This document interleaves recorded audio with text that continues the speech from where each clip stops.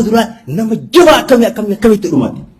Maqaa Oromootiin, maqaa Oromiyaatiin, maqaa bilisummaatiin, maqaa walabummaatiin. Isin duuba waan nuti uummata keenya oollee hidhachiifne, sorri hidhachiifne, wanni isin duuba hiriirsine bilisummaa ofiitiin, mirga biyya ofiitiif, akka biyya ofiiti gonfachiisuu fi malee akka nama ol aangootti ol haa ba'uuf gabboo ofii miti. Hojiin ta'e. Gaafin uummata Oromoo takkattiin isii hin deebine. Takkattiin isii hin deebine. Bakka isaan irraa hin sochoone. Dhengatti dhufee balbala irra ga'e Oromiyaa walabamtee argame hin argamne. Oromiyaa yoo fedhe uummanni yoo filatte gara Oromiyaa keessatti jiraate yoo fedhe jiraate yoo fedhe biyya ofii argate akkuma Eertiraa suni jechuun yoo mirga uummataaf kenname sun uummanni murteeffata. Achuu hin geenne. Afaan uummata Oromoo deebi'e hin deebine. Finfinneen tanamni irratti dhumaa dhufe deebite hin deebine. Maaltu wayyoo maaltu siqe?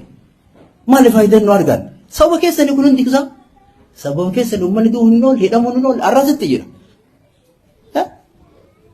Qabsoo hundeen dheertuu keessi isii fagoo haa taatu malatti hayni irraa tuqamte garuu haga uummanni Oromoo orga cabee kaasee halkan tokko rafni guyyaatti kun ta'e deemsa bara dheeraa waggaa 60 irra wareegaa ture.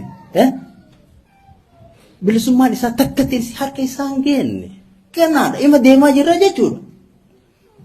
Kana rakkoo teessan fiddanii akkamitti mariif dhiyaata? Mariif hin dhiyaatamu kun rakkoo teessan hiikkachuu kan danda'u isin rakkinni hoogganoota irra jira, dhaabota irra jira,